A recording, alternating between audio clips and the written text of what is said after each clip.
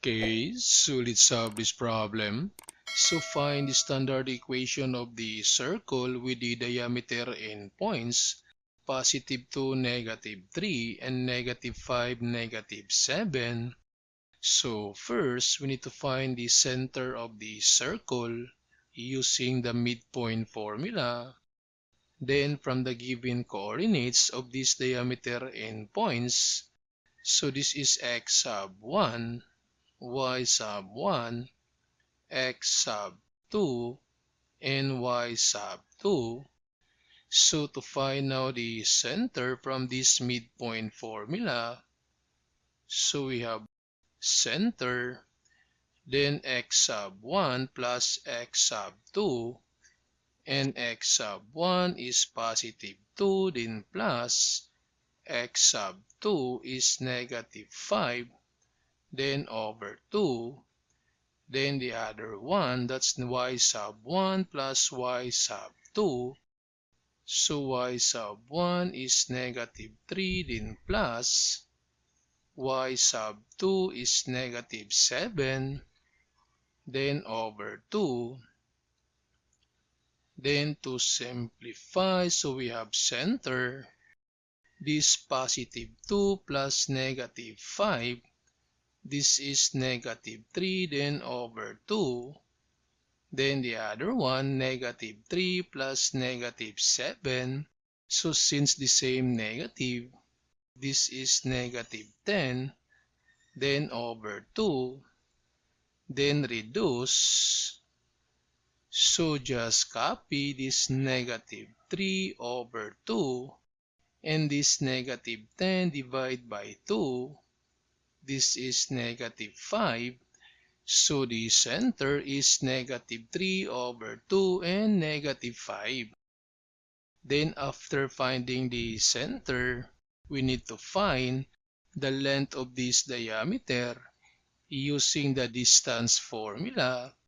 So to find the length of this diameter, so we have the square root of x sub 2 minus x sub 1, and x sub 2 is -5, then minus x sub 1, that's +2, then to the power 2, then plus y sub 2, and y sub 2 is -7, minus y sub 1, and y sub 1 is -3, then to the power 2.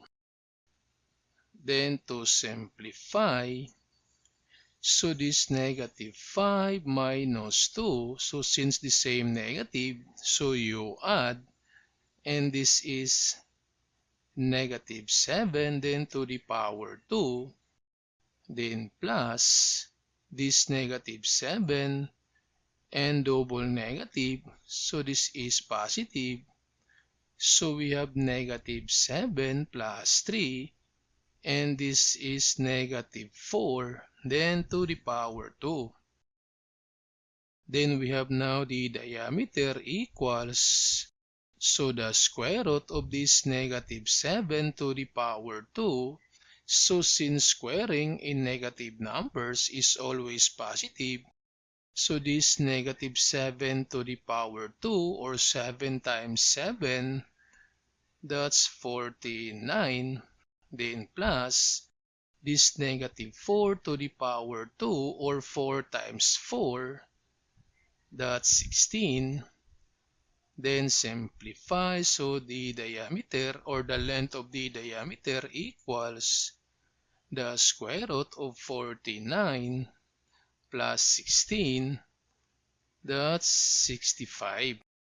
So the length of the diameter is square root of 65. Then after finding the length of this diameter, so we need to find the radius. And the radius is equal to the diameter over 2.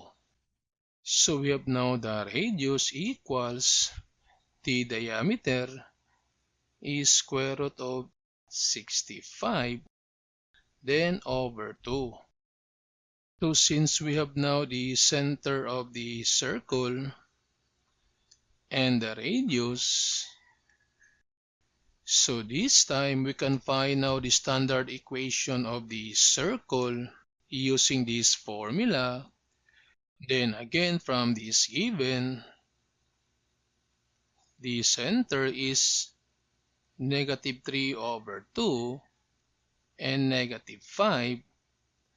Then the radius is square root of 65/2. So from the standard equation of the circle and from the center, this is h and this is k.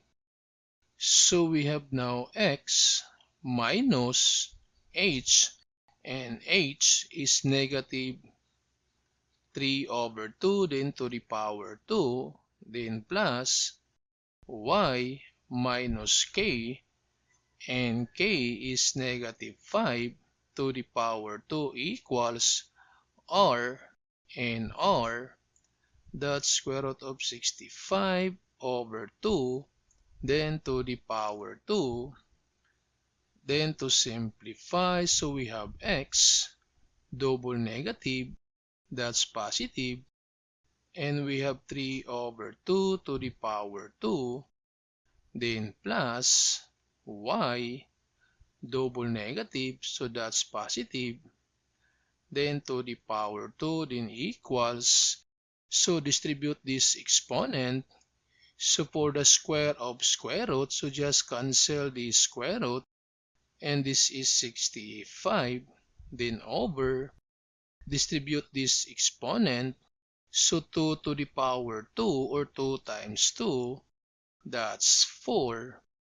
And this is now the standard equation of the circle.